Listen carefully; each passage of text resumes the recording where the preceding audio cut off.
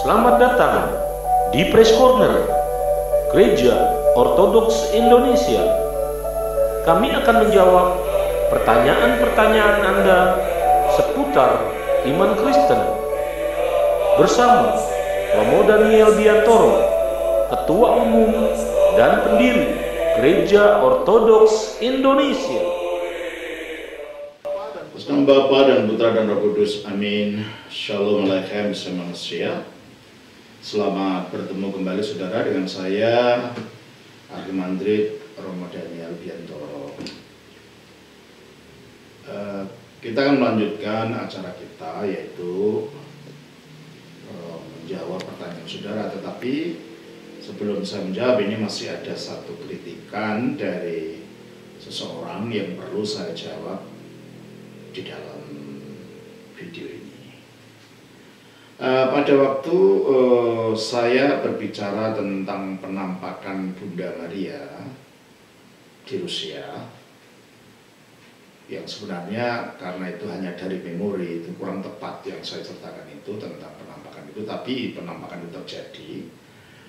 Ada orang yang mengkritik saya dengan mengatakan bahwa gereja Ortodoks juga mengalami blunder dan percaya pada tahayul karena adanya penampakan Bunda Maria yang saya ceritakan di dalam khotbah saya pada bulan Oktober yang lalu kalau saya tidak salah. Nah, dan dengan nada agak mencibir dia mengatakan, ini rasuliah macam apaan, katanya gitu. Nah, terus dia mengutip dari, kalau saya tidak salah yang dikutip siapa itu, ada salah satu filosof dari Eropa mengatakan bahwa saya beriman dengan akal sama-sama seperti itu. Dan iman itu, teologi itu harus masuk akal. Baik, itulah kritik yang diberikan kepada kami, seolah-olah ajaran Ortodoks itu tidak masuk akal dan itu tahayul gitu, karena adanya keyakinan tentang penampakan Bunda Maria itu. Nah, untuk itu mari kita lihat, mungkin titik pijak dari saudara yang mengkritik ini berbeda dengan titik pijak Ortodoks. Ortodoks berteologi, iman Ortodoks berteologi bukan hanya sekedar karena ini merupakan dasar tekstual, eksposisi atas teks, lalu yang bersifat akademis saja. Dari semua yang saya jelaskan di dalam video-video saya, akal juga digunakan. Tetapi masalah teologi itu adalah masalah Tuhan. Masalah teologi dari kata theos dan logos. Ya, theos artinya Allah, logos artinya pengetahuan atau kata-kata tentang Allah, berbicara tentang Allah. Nah, Alkitab mengatakan kita tidak bisa mengetahui tentang Allah, kita tidak bisa mengenal Allah, melihat Allah, jikalau tidak disertai dengan kekudusan hati. Jadi ini bukan masalah akademis saja. Ini masalah spiritualitas. Coba kita baca di dalam Ibrani pasal yang ke-12, ayatnya yang ke-14, dikatakan begini. Ibrani pasal yang ke-12, ayatnya yang ke-14, dikatakan oleh kitab suci demikian, saudara. 12 ayatnya 14, kita baca demikian.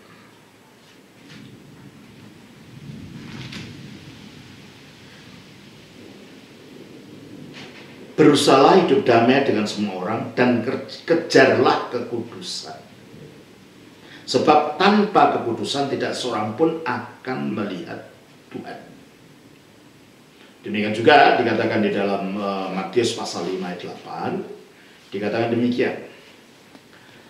Berbahagialah orang yang suci hatinya, karena mereka akan melihat Allah. Berarti kalau hatinya tidak suci, ya nggak melihat Allah.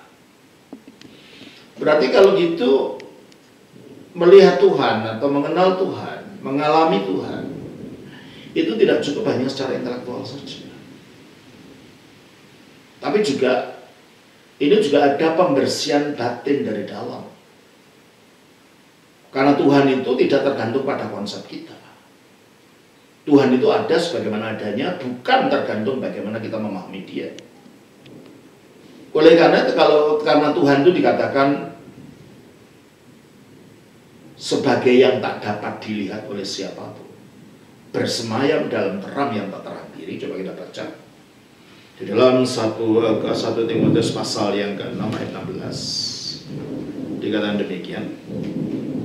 1 Timotius pasalnya yang ke-6 ayatnya yang ke-16, kitab suci mengajar kita demikian, mengatakan kepada kita demikian. 1 Timotius 6 ayatnya yang ke-16 dikatakan demikian. Dialah satu-satunya yang tidak takluk kepada maut, bersemayam dalam terang yang tak terhampiri. Perhatikan, tidak dikatakan bersemayam dalam tempat. Yang tempat itu terdiri dari unsur panjang, lebar, dan tinggi. Tuhan bebas dari semua batasan ruang seperti itu. Maka dikatakan dia bersemayam dalam terang, bukan tempat yang terang, tapi terang itu sendiri. Terang apa? Terang keilahiannya yang tak terhampiri. Kalau persemayaman Tuhan adalah terang keilahiannya itu saja tak terhampiri, baik secara mata rohani, baik secara fisik didekati, ataupun dengan angan-angan manusia.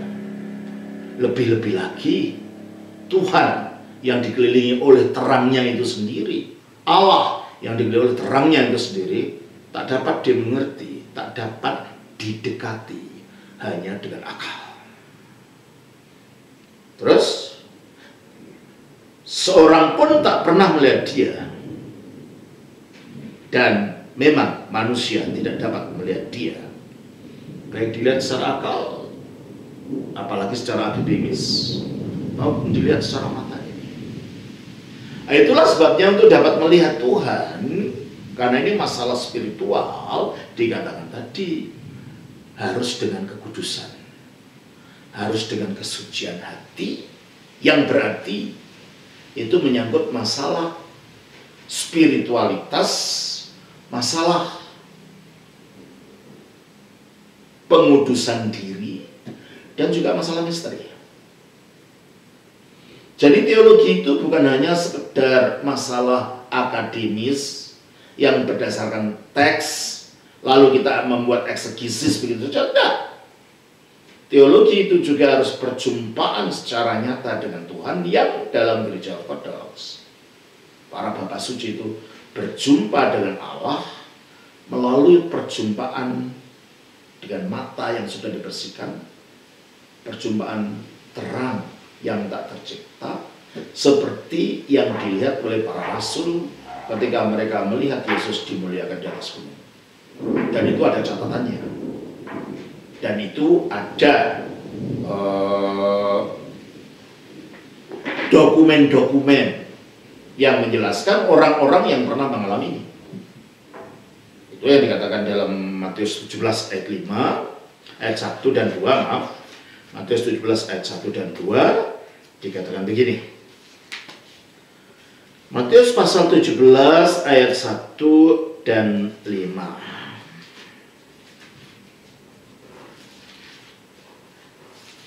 Matius 17 ayat 1 dan 5 dikatakan begini. 6 hari kemudian Yesus membawa Petrus, Yakobus, dan Yohanes saudaranya, dan bersama senandar mereka yang naik ke sebuah gunung tinggi. Di situ mereka sendiri saja. Lalu Yesus berubah rupa di depan mereka, di depan mata mereka. Wajahnya bercahaya seperti matahari, dan bagiannya menjadi putih bersinar seperti terang. Inilah yang dalam teologi ortodoks disebut sebagai terang gunung Tabor atau terang tak tercipta. Dan inilah yang dialami oleh para orang suci di dalam gereja ortodoks yang dokumennya banyak, dan termasuk orang-orang itu adalah misalnya yang terkenal itu Serafim dari Sarov, padat ke-16 di Rusia,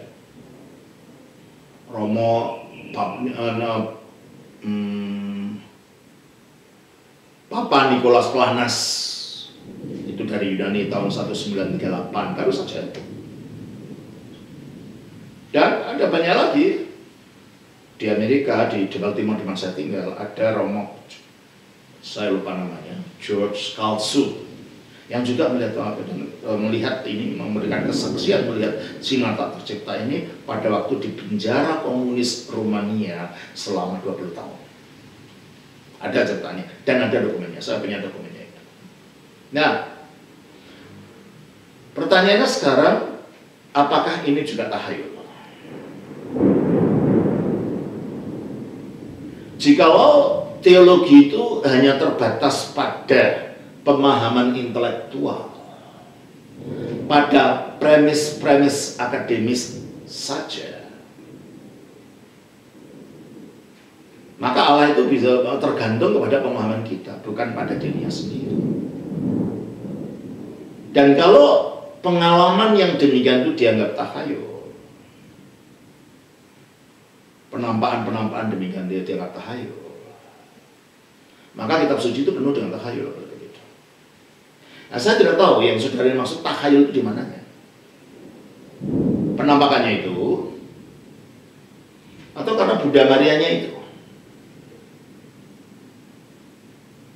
Kalau mengenai penampakan Bunda Maria, saudara bisa lihat di YouTube, itu penampakan Bunda Maria yang terjadi di Gereja Zaitun di Kairo, Mesir, terjadi pada tahun 1960-an. Di situ akan kelihatan Bunda Maria penampakan diri, bahkan terlihat dalam foto itu, dalam gambar di YouTube itu. Coba saudara lihat apparition of the Virgin Mary in the Church of Zaitun. Jadi di Gereja Zaitun, penampakan Bunda Maria di Zaitun, apparition. Klik saja nanti akan muncul. Beritanya itu dokumentasi, ini bukan cerita dongeng, dokumentasi memang terjadi penampakan itu. Dan dalam gereja ortodoks itu tidak heran penampakan semacam itu, karena kami berteologi bukan hanya sekedar pada ranah intelektual saja, tetapi juga kami membuka tempat bagi misteri. Nah, coba kita renungkan.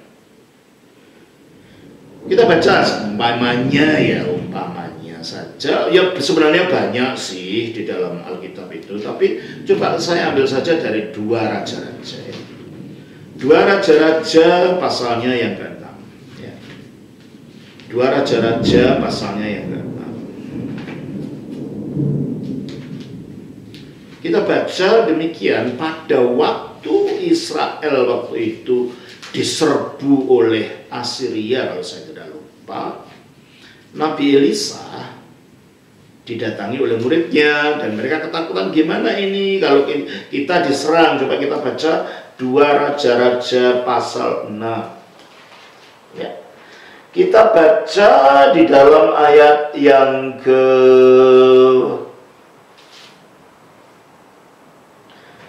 18 sampai dengan ayat yang ke-20. Bukan Assyria, bukan orang Aram. Ketika orang-orang Aram itu turun mendatangi dia, berdoalah Elisa kepada Tuhan. Butakanlah kiranya mata orang-orang ini. Maka dibutakannya mata mereka sesuai dengan doa Elisa. Kemudian berkatalah Elisa kepada mereka, bukan ini jalannya dan bukan ini kotanya. Ikutlah aku, maka akan mengantar kamu kepada orang yang kamu cari.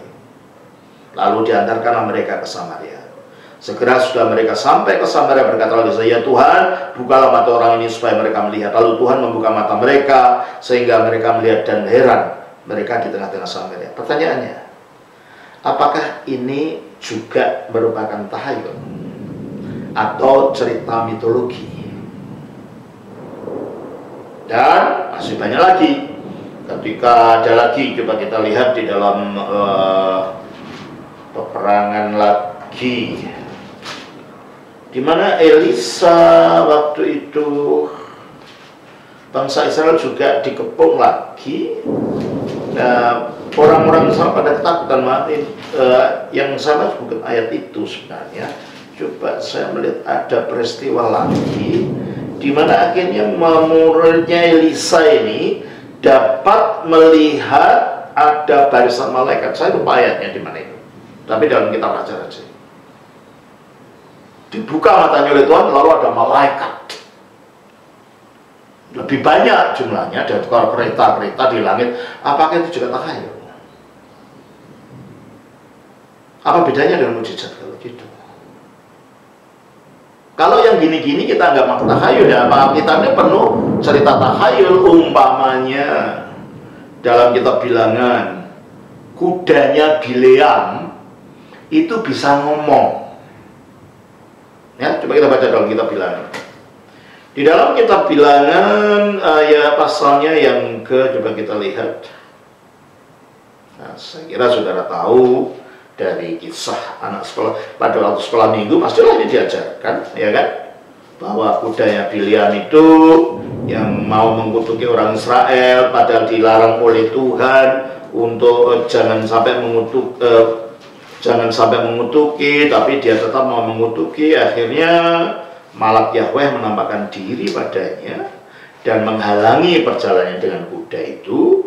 Dan kuda itu, Bileam marah-marah sama kuda itu, dipukuli, sehingga akhirnya mulut kuda itu dibuka oleh Allah, sehingga kuda itu bisa berbicara. Apakah itu juga termasuk takhayul? Atau mujizat?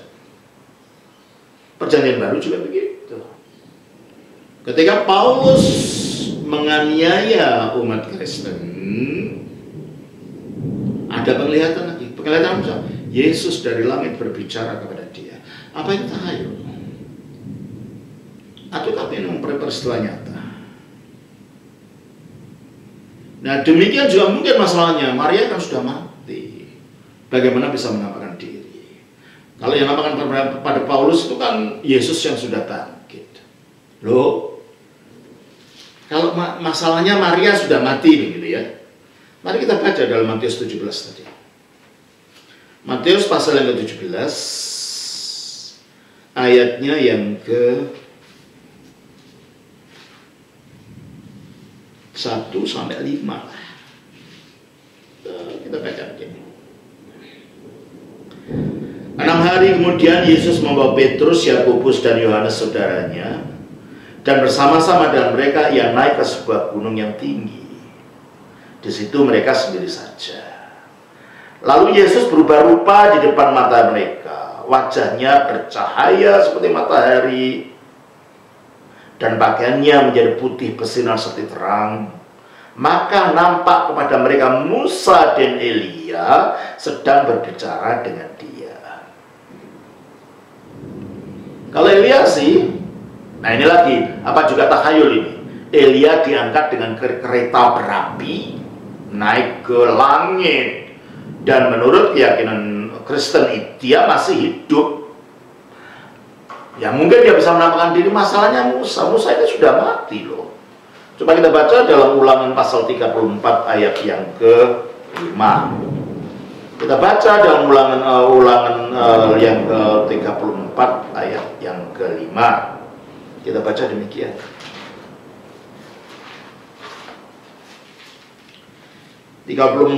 Ayat yang ke-5. Lalu matilah Musa hamba Tuhan itu di sana di tanah Moab sesuai dengan firman Tuhan, dan dikuburkannya lah dia di suatu lembah di tanah Moab di tentangan Bet Peor, dan tidak seorang pun yang tahu kuburannya sampai hari ini. Jadi jelas ayat mengatakan Musa itu mati. Lalu yang menampakkan diri ini siapa? Tentulah rohnya. Berarti berdasarkan kitab suci pula, yang kitab suci itu ditulis oleh para rasul, berarti berdasarkan ajaran para rasul, ada ruang untuk misteri. Ternyata Musa yang sudah mati itu dapat menampakkan diri. Jadi secara prinsip tidak ada alasan di kitab suci untuk menolak misteri bahwa Orang yang sudah mati dapat menampakkan diri. Apalagi dalam keyakinan Ortodoks, Maria itu telah lebih dulu dibangkitkan oleh Kristus. Sebagai bukti bahwa orang yang percaya kepada Kristus akan dibangkitkan nanti sebagaimana Maria telah dibangkitkan. Ada ceritanya, ada dokumennya dalam gereja Ortodoks, dan ada perayaan peringatannya daripada bagaimana Maria ini mati.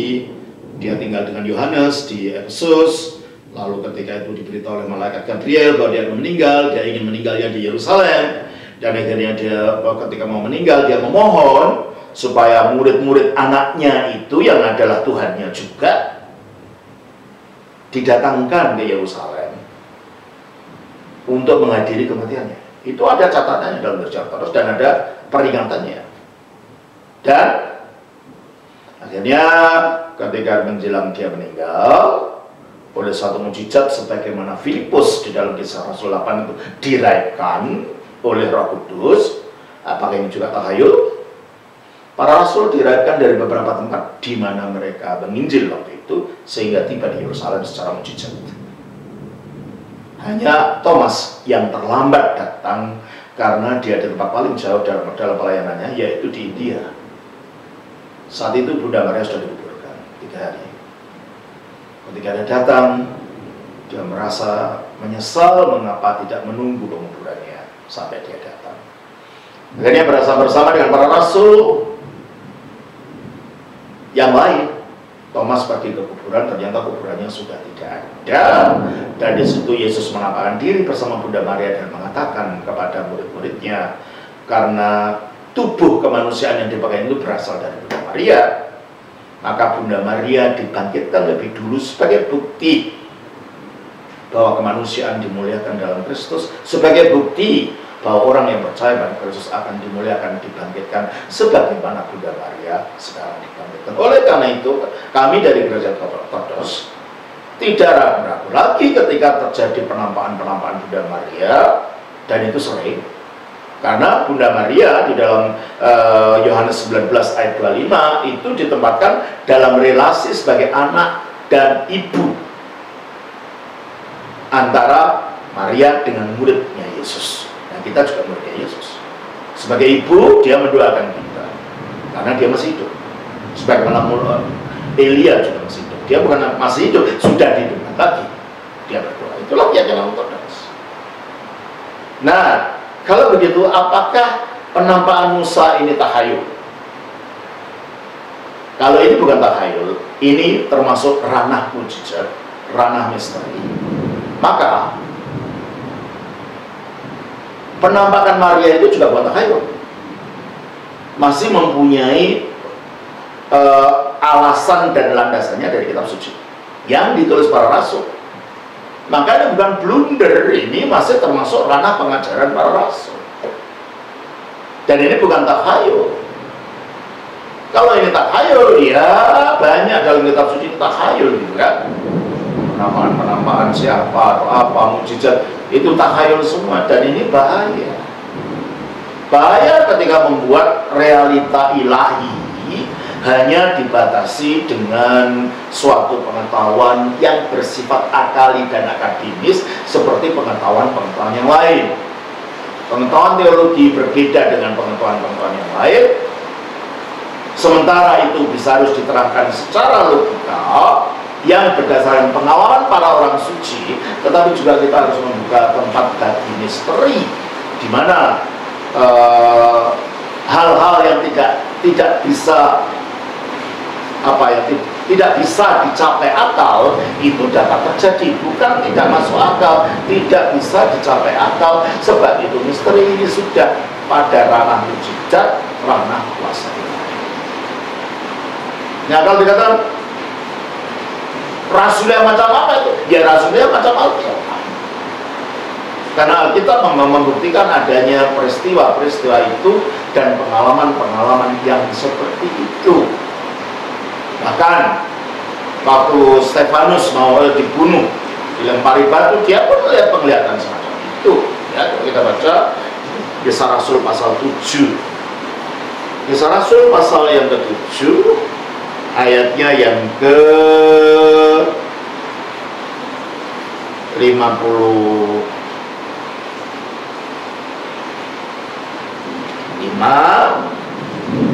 sampai dengan 50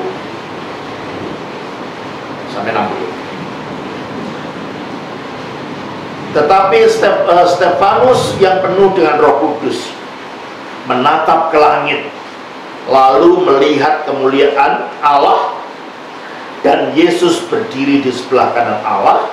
Lalu katanya, sungguh aku melihat langit terbuka dan Anak Manusia berdiri di sebelah kanan Allah. Apa ini juga takhayul? Atau ini misteri? Atau ini mujizat? Maka berteriak-teriaklah mereka, dan sambil menutup telinga serentak menyerbu dia. Mereka menyeret dia keluar kota lalu melemparinya. Dan saksi-saksi meletakkan juga mereka di depan kaki seorang muda yang bernama Saulus. Sedang mereka melemparinya, Stefanus berdoa katanya, ya Tuhan Yesus, terimalah rohku. Sambil berlutut ia berseru dengan suara nyaring, Tuhan janganlah tanggungkan dosa ini kepada mereka. Dan dengan perkataan itu meninggallah dia. Ini takhayul kah? Yang tahu ini kebenaran firman Tuhan. Memang perlu saya catat, kisah tentang penampakan Maria itu saya waktu itu dari memori saja kurang tepat yang saya ceritakan. Ternyata kejadiannya bukan di Rusia dan bukan pada waktu perang. Saya kacau dengan beberapa kisah lain. Dan itu ada dokumentasinya. Nih, di dalam gereja Ortodoks itu ada kitab yang jumlahnya 12 setebal ini, namanya Synaxarion. Synaxarion itu kumpulan kejadian-kejadian selama 2000 tahun ini terhadap orang-orang suci dalam gereja dan peristiwa-peristiwa yang menyertai. Dan peristiwa penampakan Bunda Maria ini bukan karangan orang Ortodoks, bukan karangan-karangan, bukan takhayul, tetapi ini catatan kejadian nyata yang pernah terjadi di dalam kehidupan Ortodoks. Karena gereja Ortodoks dalam berteologi tidak hanya berteologi secara akademis, intelektual saja, tapi juga membuka diri bagi misteri ilahi sesuai yang diajarkan dalam Alkitab. Jadi kalau tanya rasuliah macam apa itu? Ya rasuliah macam Alkitab. Karena Alkitab memberikan tempat untuk hal-hal yang demikian itu, yang tidak hanya sesuatu yang bukan tidak masuk akal, tetapi yang di luar jangkauan akal karena ada misteri. Karena Alkitab mengajarkan adanya dunia yang tidak nampak. Jadi kita baca di dalam Kolose pasal yang ke-1 ayat yang ke-15. Kolose pasal yang ke-1 ayatnya yang ke-15, kita baca demikian saudara. Kolose pasal 1 ayat yang ke-16 lah ya. Kolose pasal 1 ayat yang ke-16 kita baca demikian. Karena di dalam dialah, maksudnya di dalam Kristus sebagai firman Allah, telah diciptakan segala sesuatu yang ada di surga dan yang ada di bumi, yang kelihatan dan yang tidak kelihatan. Jadi menurut ajaran Rasulullah dalam kitab suci ini, ada dunia yang tidak kelihatan, ada misteri, ada sesuatu yang tidak bisa dijangkau oleh akal, alam tidak kelihatan itu ada. Jadi kalau kita membatasi teologi itu hanya seperti ilmu-ilmu yang lain, hanya secara logika, sesuatu yang tidak bisa dicapai oleh akal, lalu dikatakan blunder dan dikatakan takhayul. Nah, kalau gitu Alkitab penuh dengan takhayul. Nah ini tidak ada blunder dalam gereja Ortodoks, karena gereja Ortodoks mengakui ada alam yang tidak nampak. Gereja Ortodoks mengakui bahwa ada kemungkinan penglihatan semacam itu. Nah, mengenai penampakan Bunda Maria yang saya katakan, yang saya kurang tepat di dalam menggambarkan di dalam khotbah saya yang lalu itu, saya baca langsung saja dari dokumen ini, ya, kitab Synaxarion untuk bulan Oktober tanggal 1. Demikian begini. Oktober tanggal 1 saya terjemahkan langsung dari bahasa Inggrisnya. Bunyinya begini. Di dalam kitab Sinaksarion ini kami punya ini, jadi kami tahu kejadian-kejadian apa dalam selama sejarah gereja. Ini ada dalam bulan Oktober ini, ya, month of Oktober. Ini banyak yang diperingati, bukan hanya Misa Penampakan Bunda Maria saja. Ini adalah peringatan dari Ananias, salah seorang dari 70 utusan. Lalu Romanos, salah seorang bapak gereja pengarang kidung, namanya Romo Romanius, sang pengidung. Lalu ada lagi peringatan dari memori dari para rahib kudus dan para martir Mikael, pimpinan monasteri, pimpinan biara dari Zubea, dan seterusnya, dan banyak lagi. Dan salah satunya ini ada banyak yang sudah saya sebutkan, kita sebut di sini. Pada hari yang sama kami merayakan perlindungan dari Saint Theotokos yang menampakkan diri, ya, dengan mengedangkan kerudung. Ceritanya gimana? Kita lihat berdasarkan dokumen ini saja. Perayaan dari perlindungan kudus dari Saint Theotokos itu dilaksanakan mengikuti suatu penglihatan dari Bapak kita yang kudus Andreas Sidungu bagi Kristus. Artinya dia pura-pura untuk menyembuhkan hidup sucinya, pura-pura bersikap seperti orang bodoh, ya. Ini ada dalam terus orang seperti itu. Pada waktu melaksanakan sembahyang senja di gereja di Blackerne, Konstantinopel, pada jam keempat malam. Kalau jam keempat itu setengah malam, itu mungkin jam 3 malam, saya lupa itu kan, itu perhitungan Bizantium. Sementara dia mendalam dalam doanya, Bapak Kudus itu mengangkat matanya ke surga, ke langit, dan melihat Bunda Theotokos yang suci memelihara umat yang sedang sembahyang itu dan melindungi orang-orang percaya itu dengan kerudungnya. Epifanios, murid daripada Bapak Suci Andreas itu, yang juga dianggap layak untuk melihat hal ajaib ini, meneguhkan kebenaran dari penglihatannya. Artinya si Epifanios ini muridnya Bapak Suci Andreas juga melihat penglihatan itu. Sehingga Bapak Suci ini langsung bergegas-gegas pergi ke altar, membuka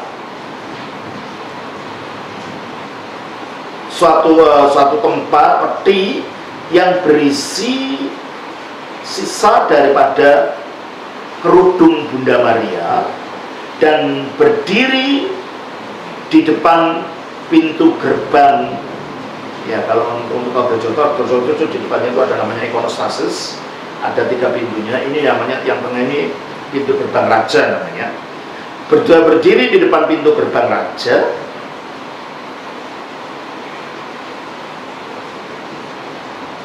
di kepribadian yang berada di atas para jemaat yang menyembah, dengan ditopang oleh suatu kuasa yang tidak nampak mata. Kerudung itu berdiri di antara udara kosong dengan ukuran yang sedemikian rupa sehingga menutupi semua jemaat yang hadir pada waktu itu. Kemudian terjadilah suatu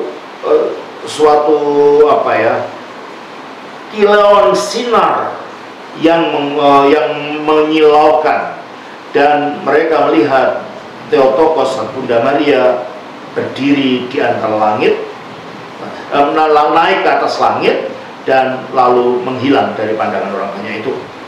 Tetapi meninggalkan orang-orang Kristen itu dengan kerudungnya sebagai suatu bukti daripada perlindungannya yang penuh kasih. Banyak sekali Bunda Sang Theotokos itu menunjukkan bukti yang jelas akan perlindungannya melalui doanya atas kota yang ibu kota dari kerajaan itu, dan dengan analogi kalau begitu atas seluruh gereja Kristus yang adalah Yerusalem yang baru. Sungguhlah di mana saja dan kapan saja Bunda Theotokos sebagai bunda umat percaya itu secara mistika melindungi umat percaya dengan kerudungnya atas orang Kristen, dan sementara dia mendoakan dengan doa syafaatnya bagi keselamatan dunia kepada anaknya dan juga Tuhannya. Jadi saya tidak ngarang-ngarang, ini ada dokumennya, dan dokumen itu ditulis karena kejadian sungguh. Jadi saudara, saya harap saudara mengerti, gereja Ortodoks berteologi bukan hanya secara intelektual saja, meskipun teologinya dapat dipahami secara intelektual, tetapi juga gereja Ortodoks percaya bahwa teologi ini sumbernya dari perjumpaan orang-orang suci dengan Allah melalui pembersihan batinnya, sehingga terbuka bagi misteri itu. Jadi kalau begitu ini bukan ajaran blunder dan bukan tidak rasulia. Justru kalau kita melihat Alkitab, hal-hal demikian ini banyak terjadi. Kiranya hal ini dapat dimengerti. Tuhan berkati. Senang Bapa, Putra, Roh Kudus. Amin.